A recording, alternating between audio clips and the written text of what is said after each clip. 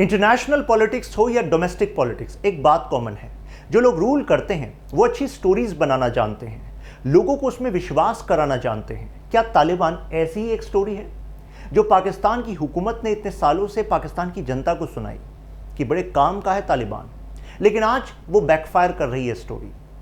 तालिबान के बारे में जब पाकिस्तान से लगातार पूछा गया कि आप क्यों सपोर्ट करते हैं तालिबान को, एक समय तो ऐसा था जब बिग पावर्स तालिबान को सपोर्ट कर रही थी, जैसे यूएस सपोर्ट कर रहा था। लेकिन फिर एक वो भी समय आया जब अलकायदा को हार्बर कर रहा था तालिबान, और अलकायदा ने खुद यूएस पर अटैक किया, दुनिया के अलग अलग कोनों में अटैक किया। तो कहा गया ये क्या कर रहे हैं आप? तो पाकिस्तान का रेस्पॉन्स कुछ इस तरीके से था, जैसे आप मोबाइल यूज़ कर रहे हैं किसी के सामने और वो आपसे कह रहा है कि भाई हम आपसे बात कर रहे हैं, आपके साथ बैठे हैं बात करने के लिए, आप मोबाइल क्यों यूज़ कर रहे हैं? तो आपका रेस्पॉन्स है नहीं मैं तो नहीं यूज़ कर रहा। कह रहे कर तो रहे हैं, मैं तो यूज़ नहीं कर रहा। अरे कर तो रहे हैं, अरे मैं ऑफिशियली एक्सेप्ट नहीं करता कि मैं यूज़ कर रहा हूँ। तो यानी कि आप यूज़ करें बट ऑफिशियली एक्सेप्ट नहीं करते। सबको पता है कि जो खैबर पख्तूनवा रीजन है, स्पेशली उसमें क्वेटा, वो एक तरीके से बेस रहा है तालिबान के लीडर्स का।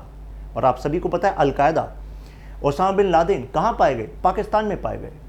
तो पाकिस्तान इसको स्ट्रेटेजिक कैलकुलस का पार्ट मानता रहा है, लेकिन ये पूरी की पूरी एक मिसगाइडेड अप्रोच रही है। इसी को आज डिटेल में हमें एनालाइज करना है। शुरुआत करने से पहले एक छोटी सी information, UPSC pre cum mains course आप ज्वाइन कर सकते हैं 9999, ये अभी सेल चल रही है, त्यागी फ्लैश आप कोड यूज़ कर सकते हैं। वीडियो से जुड़े अपडेट्स, एमसीक्यूज या आपको कभी कोई सवाल हुआ तो आप जुड़ सकते हैं मेरे से, Shashank Tyagi for you. Now introduction. Pakistan कहता रहा है कि देखिए अफगानिस्तान की हुकूमत और भारत अगर क्लोज आए तो ऐसे में पाकिस्तान के लिए मुश्किल पैदा कर देगा। इसी वजह से पाकिस्तान और तालिबान ये स्ट्रेटेजिक एलाय हैं। एक लोकतांत्रिक देश, पाकिस्तान अपने आप को डेमोक्रेसी बताता है, राइट, ऑफिशियली, लेकिन वहाँ पर हमने देखा कि जब अफगानिस्तान में डेमोक्रेसी एफर्ट कर रही थी कि भाई हमें यहाँ पर डेमोक्रेसी चलानी है, तो वो डेमोक्रेसी को डिबैकल कराया जाता है यूजिंग तालिबान। और फिर कहा जाता है मिस्टर इमरान खान द्वारा कि ये तो देखिए स्लेवरी से अब बचकर निकले हैं। अच्छा, यानी कि जब जनता खुद चुन रही थी सरकार, वो स्लेवरी थी, और आज जो तालिबान आ गया है ये स्लेवरी से के शैकल से आप बाहर गए हैं। तो आपको नहीं लगता ये लॉजिक दिए जाते हैं जो कि एक्चुअली बेसलेस होते हैं? वो कहता है कि देखिए तालिबान हमें हेल्प करेगा काउंटर करने के लिए जो इंडिया और अफगानिस्तान की क्लोजनेस है। पाकिस्तान का मानना है कि एक फ्रंट पे तो हमें इंडिया से थ्रेट है ही, और अगर दूसरी तरफ इंडिया मजबूत हो गया तो अफगानिस्तान वाले फ्रंटियर से भी हमारे लिए थ्रेट होगा। तो यानी कि ये कैलकुलेशन है जिसके आधार पर वो चाहते हैं कि तालिबान की हुकूमत वहां पर आए। अब आप में से कुछ लोग शायद सोच रहे होंगे इसके लिए तालिबान को लाने की जरूरत क्या थी? भाई वहां पर जो लोकतांत्रिक सरकार एफर्ट कर रही थी पिछले कुछ समय से, तो उसके साथ ऐसी अलायंस कर लेते जिससे कि ये जो खतरा है आपको अफगानिस्तान की तरफ से वो ऑफसेट हो जाता। लेकिन इसका कारण ये है कि खुद उन्होंने देखा कि इस जो डेमोक्रेसी की गवर्नमेंट वहां पर आई वो इंडिया के साथ क्लोजनेस रखती थी, और वो इसलिए रखती थी क्योंकि उनकी खुद की प्रोस्पेरिटी, उन्हें चाहिए था इन्वेस्टमेंट, एड, वो इंडिया दे रहा था। तो ऐसे में वो तो इंडिया से दूर जाने वाले थे नहीं, तो ऐसे में कोई ऐसा चाहिए था जो इनका तख्ता पलट कर सके। तो ऐसे में Taliban became a natural ally, strategic alliance. लेकिन अभी हम देख रहे हैं वो फेलियर साबित हो रहा है। क्यों? खुद पाकिस्तान पर अटैक हो रहे हैं एक ऑफशूट से जो तालिबान से रिलेट करता है। मतलब क्या हुआ? तहरीक तालिबान पाकिस्तान, टीटीपी। जब इस टीटीपी ने देखा, यानी कि एक ग्रुप ने देखा कि भाई तालिबान इतना बड़ा सक्सेस अचीव कर सकता है यूएस और नेटो के खिलाफ, तो अब उसमें कॉन्फिडेंस और ज्यादा बूस्ट हो गया है। तो जो डोज पाकिस्तान ने दी थी, पैन इस्लामिज्म, जिहाद की डोज दी थी, अब उस डोज को लेकर मजबूत हुआ एक डेविल अब वो पाकिस्तान के लिए मुश्किलें खड़ी कर रहा है। अब इसकी शुरुआत कहां से हुई? ऐसा मत मानिएगा कि इसमें इस स्टोरी में केवल इंडिया और पाकिस्तान का ही एंगल है, अब मतलब तालिबान को बनाने में। यहां पर देखिए स्टार्ट तो हुआ था 1947 से ये कहानी। कैसे? स्टार्टिंग से ही पाकिस्तान को लगता था कि भाई जब ये क्रिएशन हो रहा है तो इसमें कुछ डिस्प्यूट्स हैं, जैसे जम्मू कश्मीर किसके पास जाए, जूनागढ़ किसके पास जाए। एक टाइम पर वो चाह रहा था कि यहाँ पर भी पाकिस्तान बने। तो एक स्टोरी फैलाई गई कि पाकिस्तान के लिए एग्जिस्टेंशियल क्राइसिस है इंडिया, वहाँ से इंडिया से क्रिएट होगा। कई लोगों ने कहा कि भाई जब ब्रिटिशर्स टू नेशन थ्योरी का यूज़ करके दो देशों को बनाकर जा रहे हैं तो इसके बाद पाकिस्तान के डिसोल्यूशन की तो बात ही नहीं उठती। लेकिन पाकिस्तान के स्ट्रेटेजिक जो पॉलिसी मेकर्स थे उनका कहना था कि नहीं नहीं, इंडियन लीडर्स चाहते हैं पाकिस्तान डिसॉल्व हो और ये पूरा क्षेत्र दोबारा से यूनिफाई हो, तो ये पाकिस्तान की खुद के एग्जिस्टेंस के लिए खतरा है। तो ऐसे में हमें हर एक कैलकुलेशन को ध्यान में रखना पड़ेगा। जो आपको कहा कि अंडू करना चाहते हैं पार्टीशन को, तो एक एंगल तो था इनिशियल यानी कि existential crisis which can be possible in Pakistan by the efforts made by India. अब दूसरा एंगल है अफगानिस्तान पाकिस्तान बॉर्डर। अब ये क्या एंगल है, जरा देखिए, ये है अफगानिस्तान और यहां पर आपको दुरंद लाइन दिख रही होगी। दुरंद लाइन डिसाइड कौन कर गया था, ब्रिटिशर्स डिसाइड करके गए थे।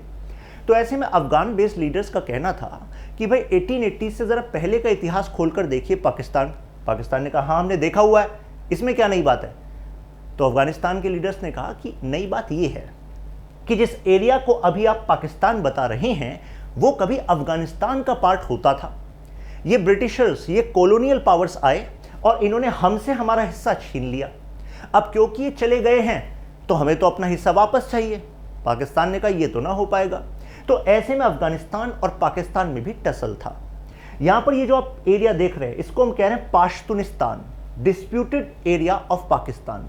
यानी कि यहां से मांग उठती रही है कि हम यूनिफाई करना चाहते हैं पाश्तूनिस्तान को और इसके लिए ये वाला एरिया अफगानिस्तान को दे देना चाहिए। अगर ये एरिया चला गया तो पाकिस्तान के लिए बहुत बड़ा फेलियर होगा। एक तो देश टूट जाएगा, दूसरा जरा एक कोस्ट देखिए, राइट, और इस कोस्ट में 2/3 पार्ट तो यही आ रहा है। तो ये तो पाकिस्तान के लिए इकोनॉमिक सिक्योरिटी के लिए भी खतरा हो जाएगा। जो ग्वादार पोर्ट बन रहा है वो यहीं पर बन रहा है, बलूचिस्तान एरिया में। तो बेसिकली जो बलूचिस्तान है वो पाश्तूनिस्तान, जो बड़ा ड्रीम है, उसी का एक पार्ट माना जाता है। हालांकि एक सब नेशनल मूवमेंट भी है बलूचिस्तान की, उसके बारे में भी हम बात करेंगे। तो इस वजह से पाकिस्तान हमेशा से कॉशियस रहा है अफगानिस्तान को लेकर। पाकिस्तान चाहता है कि अफगानिस्तान में ऐसी सरकार बने जो ये मांगे ना करे, पाकिस्तान की सोवरेनिटी और इंटीग्रिटी के लिए खतरा ना हो।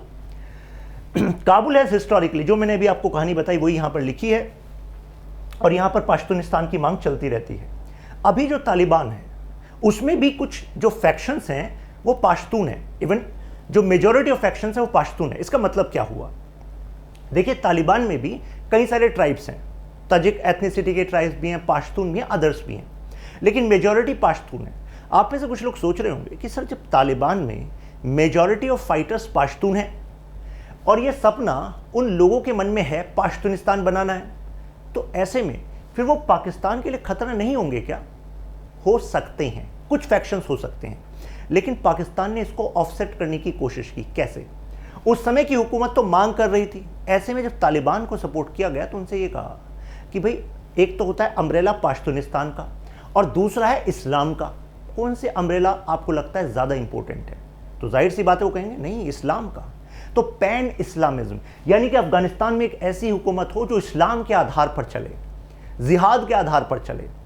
जिहाद इस वजह से क्योंकि जो खतरा था अफगानिस्तान में, जैसे उससे पहले सोवियत आया, कहा गया ये तो कम्युनिस्ट हैं, एथीस्ट हैं, नास्तिक हैं, तो तुम्हें अल्लाह का यहाँ पर कानून लाना है। तो ऐसे में एक तरीके से गोल पोस्ट को चेंज किया गया। उनसे कहा गया यार पाश्तूनिस्तान ये तो छोटी गोल पोस्ट की बात करें, तुम बड़ा सोचो, यहाँ पर तुम्हारा जो मुल्क है वो खतरे में, तुम पाश्तून की बात कर रहे हो। तो एक तरीके से गोल पोस्ट चेंज किया गया और इस तरीके से अपनी सेफ्टी को पाकिस्तान इस तरीके से देख रहा था।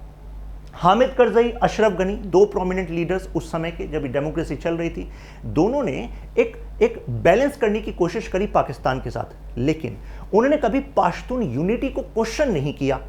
तो ये भी पाकिस्तान के लिए खतरा था। इसी वजह से पाकिस्तान वहां पर इन लोकतांत्रिक लीडर से पहले प्रेफरेंस किसको देता है? तालिबान को देता है।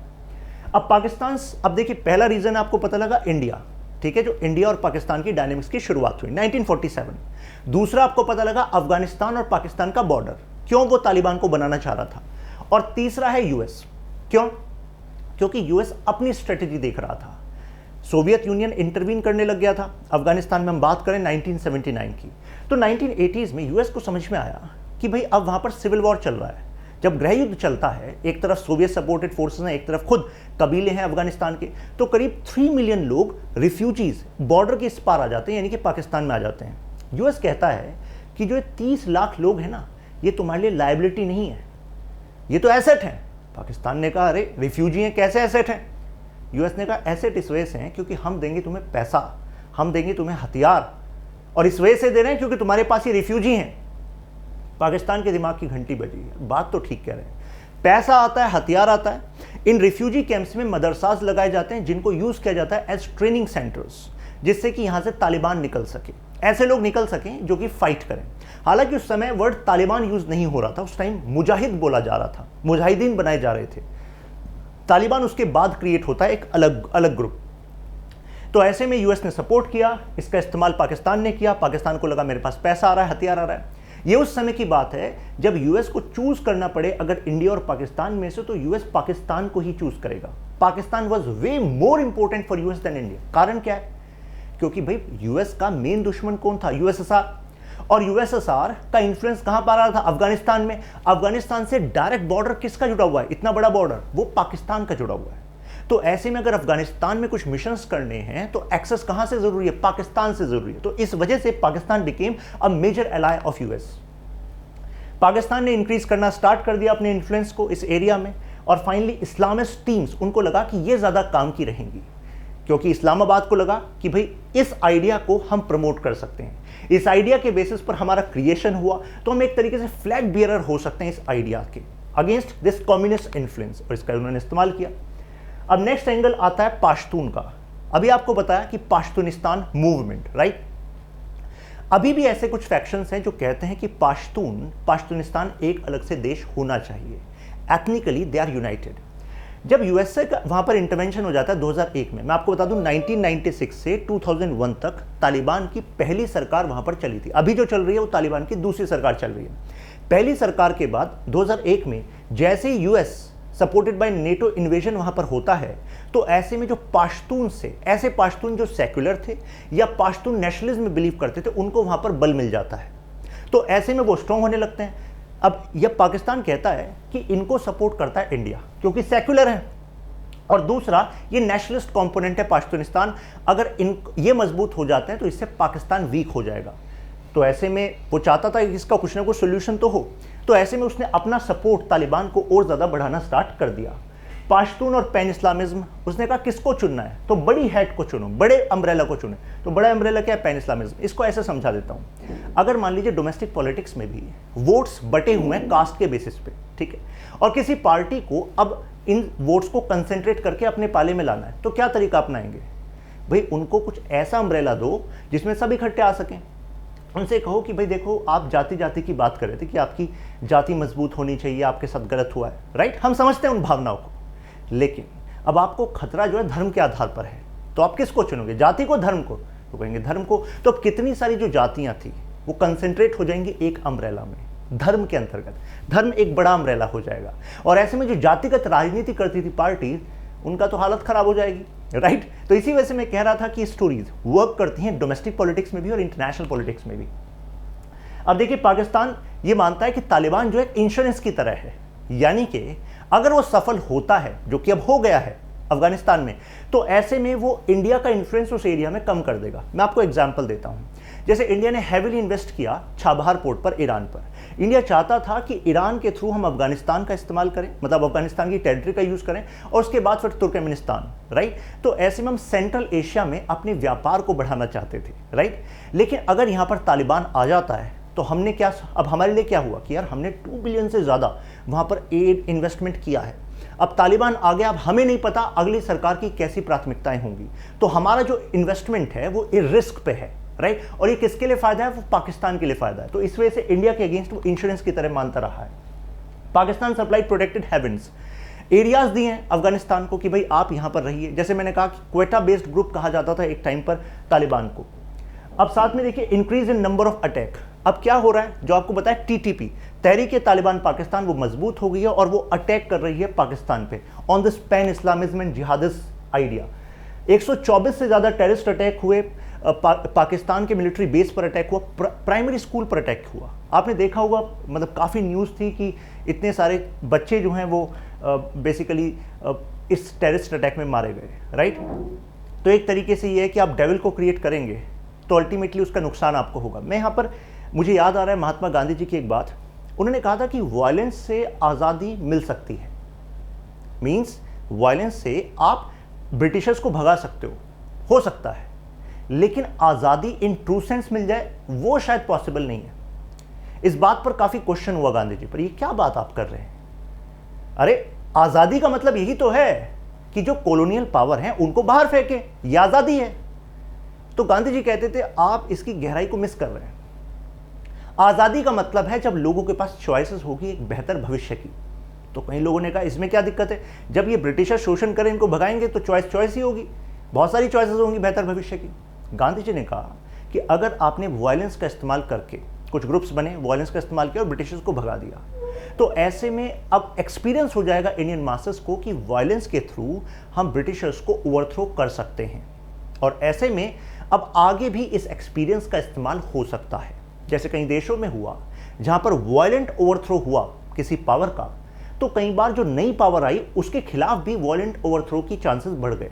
जैसे आप चाइना का एग्जाम्पल ले लीजिए, कम्युनिस्ट, उन्होंने वायलेंस का इस्तेमाल किया in the leadership of Mao Zedong, लेकिन जब माओ जेडोंग को खुद ही लगा कि अब मेरी जो सत्ता है वो कमजोर हो रही है मेरी पार्टी में, तो उन्होंने क्या करा, कल्चरल रिवोल्यूशन, कहा कि अब जो है हमारे सिस्टम के अंदर ही कुछ लोग कैपिटलिस्ट हो गए हैं, तो जनता क्या करना है, एक्सपीरियंस तो था ही किसका, वायलेंस का, तो इसका फिर वायलेंस का इस्तेमाल हुआ। तो ऐसे में कई बार बहुत ज़्यादा मात्रा में लोगों की जान को हानि होती है, मतलब डिवेस्टेशन होता है, तो एक लॉजिक दिया जाता है। तो देखिए क्या क्राइसिस खुद पाकिस्तान ने झेले हैं, जो ऐसे बच्चे थे जिनको अभी जीवन जीना था, कुछ बेहतर कर सकते थे, उनकी जान की बलि लग गई इस मिसकंसेप्शन इन स्टोरीज़ के चक्कर में, स्टोरीज ऑफ कॉन्फ्लिक्ट।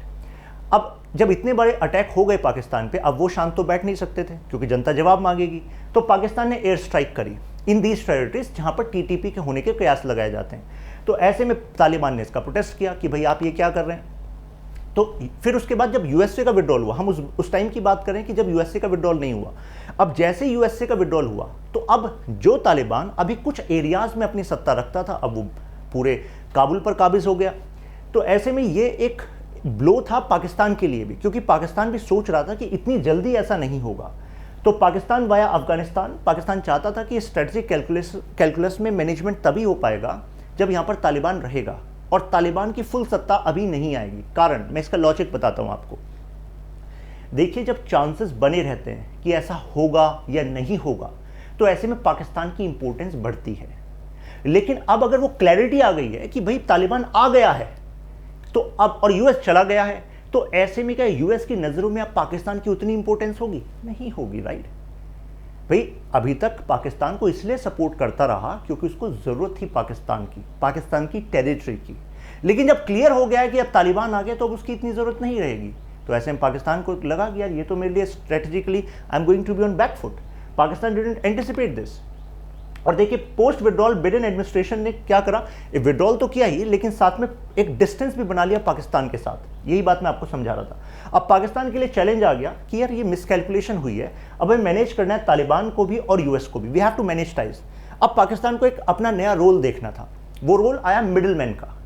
यानी कि अब नई सरकार आई है तालिबान की, तो दुनिया के अलग अलग देश अफगानिस्तान में इस तालिबान सरकार के साथ अपने संबंध स्थापित करना चाहेंगे, लेकिन किसके थ्रू चाहेंगे? पाकिस्तान के साथ, क्योंकि पाकिस्तान क्लोजेस्ट एलाय रहा है तालिबान का। तो अपना एक नया रोल उन्होंने ढूंढ लिया।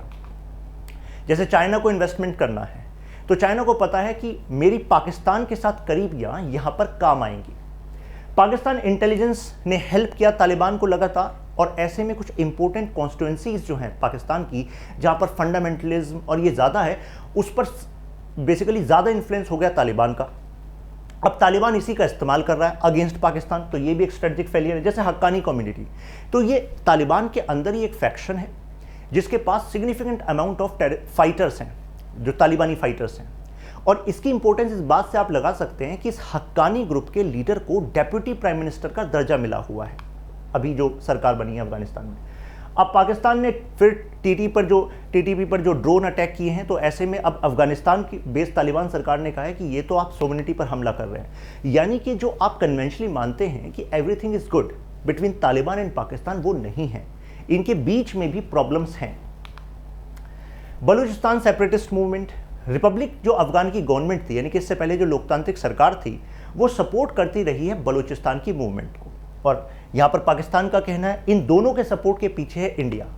तो ऐसे में बलूचिस्तान की पावर पिछले कुछ समय में इंक्रीज हुई है, जिसकी वजह से बलूचिस्तान बेस्ड फाइटर्स ने पाकिस्तान के कई इलाकों में अटैक भी किए हैं, स्पेशली इंफ्रास्ट्रक्चर पर जिस पर चाइना काबिज होना चाहता है, जैसे कि चाइना पाकिस्तान इकोनॉमिक कॉरिडोर, जैसे कि ये ग्वादार पोर्ट बलूच वाले एरिया में पड़ता है। तो ये एक एंगल है जिस पर पाकिस्तान तालिबान की अलायंस को इंपॉर्टेंट मानता रहा है। अब अभी जो चेंज हुआ है, यानी कि इमरान खान से मिस्टर शरीफ, तो क्या अब कुछ बदलाव आने वाला है? ऐसा देखा जा रहा है कि शायद मिस्टर शरीफ अब यूएस के साथ अपने टाइज को और ज़्यादा इंप्रूव करेंगे, लेकिन ये इस बात पर भी डिपेंड करता है कि यूएस कितना चाहेगा अपने टाइज को या अपने इन्वेस्टमेंट को यहाँ पर बढ़ाना। अब एक तरीके से हम देख सकते हैं कि शेयर ऑफ पावर हो रहा है, मीन्स पाकिस्तान में स्ट्रेस द तालिबान मिलिट्री कि भाई आपके यहाँ पर जो आप शेयर कर रहे हैं पावर को, आपके यहाँ पर जो सेक्शंस ऐसे हैं जो पाकिस्तान के हित में नहीं है, आप उनको बाहर करिए, क्योंकि बाहर से आपको लगता होगा कि तालिबान एक ग्रुप है, राइट, लेकिन तालिबान के अंदर भी कई ग्रुप्स हैं और इन सभी ग्रुप्स को मैनेज करना, that is what Pakistan wants. एक समय ऐसा भी था कि ये कहा जाता कि ये फैक्शंस ऐसे हैं जिनके साथ इंडिया शायद अलायंस बना सकता है, ये फैक्शंस ऐसे हैं जिसके साथ इंडिया बातचीत नहीं कर सकता। तो पाकिस्तान के लिए भी अब वही मुश्किलें आ गई हैं। अब वे फॉरवर्ड क्या है? एक तो सबसे पहले पाकिस्तान को रिवीजन करना पड़ेगा अपनी पॉलिसी, अपनी स्ट्रेटजी टुवर्ड्स तालिबान, क्योंकि वो खुद देखे कि कितना नुकसान उनके देश को इस वजह से हो रहा है, राइट। दूसरा, avoid this pan Islamism and जिहादिज्म, क्योंकि इसकी वजह से खुद उनको नुकसान हो रहा है। तो इस पूरे आइडिया को ही, जो पैरानोया वो फैलाता है कि इंडिया ये कर देगा, अफगानिस्तान ये कर देगा, ये हटा देना चाहिए। देखिए, इंटरनेशनल पॉलिटिक्स में एक कम्युनिकेशन थ्योरी है, वो ये कहती है कि कई बार जो युद्ध जैसी स्थितियाँ, कई बार जो सरकारें गलत फैसले लेती हैं, उसका एक कारण है कि सही कम्युनिकेशन स्थापित नहीं होती। इस वजह से मिसकंसेप्शन बनते हैं। मिसकंसेप्शन में आपको एक इंडिकेशन मिला कि अच्छा इसने ऐसा अटैक किया या ये स्ट्रांग हो रहा है, तो आप अपना अंदाज़ा लगा लेते हैं कि अच्छा ये इस वजह से हो रहा है क्योंकि ये लोग मिलकर ऐसा कर रहे होंगे। फिर आप कुछ एक्शन करेंगे, फिर उनके जो आपके बारे में पैरानोया था वो भी ट्रू हो जाएगा। तो इसी चक्कर में इंटरनेशनल पॉलिटिक्स जो है वो डिवेस्टेशन की तरफ लेकर जाती है, कई सारे सर्कमस्टेंसेस। तो हमें यहाँ पर कम्युनिकेशन थ्योरी का इस्तेमाल करना चाहिए, सीधी सी बात, यानी कि नए नए तरीके ढूंढने चाहिए जिससे कि ऐसे कन्फ्यूजन्स अवॉइड हों। नेबर्स की सोवरेनिटी को रेस्पेक्ट करना होगा, चाहे वो अफगानिस्तान हो चाहे वो इंडिया हो, और अपने बिजनेस को इन नेबर्स के साथ बढ़ाना होगा, क्योंकि कहा जाता है कि अगर आपका व्यापार बढ़ेगा तो इट इज़ लेस लाइकली कि आप एंगेज होना चाहेंगे वॉर में, क्योंकि आपकी इकोनॉमी बहुत ज़्यादा इंपैक्ट हो जाएगी। हालांकि रशिया ने इस थ्योरी पर भी क्वेश्चन उठा दिए हैं। Now, which airfield in Afghanistan was once considered busiest single runway air strip to the world? आपको इसका आंसर देना है कमेंट्स में, इसका आंसर मैं पोस्ट कर दूंगा इंस्टाग्राम पर भी। Now, mains question, Taliban which surfaced prominently in Pak strategic calculus prove to be a misconception, comment. अब क्वेश्चन आई थिंक समझ में आ गया होगा। Taliban which surfaced prominently in Pak strategic calculus, यानी कि पाकिस्तान जब भी अपनी स्ट्रेटजी की बात करता था, नेबरहुड स्ट्रेटजी की, तो उसमें तालिबान को प्रोमिनेंट मानता था, एलाय मानता था, लेकिन अब वो बैकफायर कर रहा है। आपको इस पर कमेंट करना है, राइट। तो जब कमेंट करना होता है तो आपको इस स्टेटमेंट का मतलब क्या है ये भी बताना है, और इस पर जो काउंटर ओपिनियन है वो भी बतानी है, राइट। चलिए फिर मिलते हैं नेक्स्ट वीडियो में, तब तक के लिए कीप लर्निंग, कीप ग्रोइंग।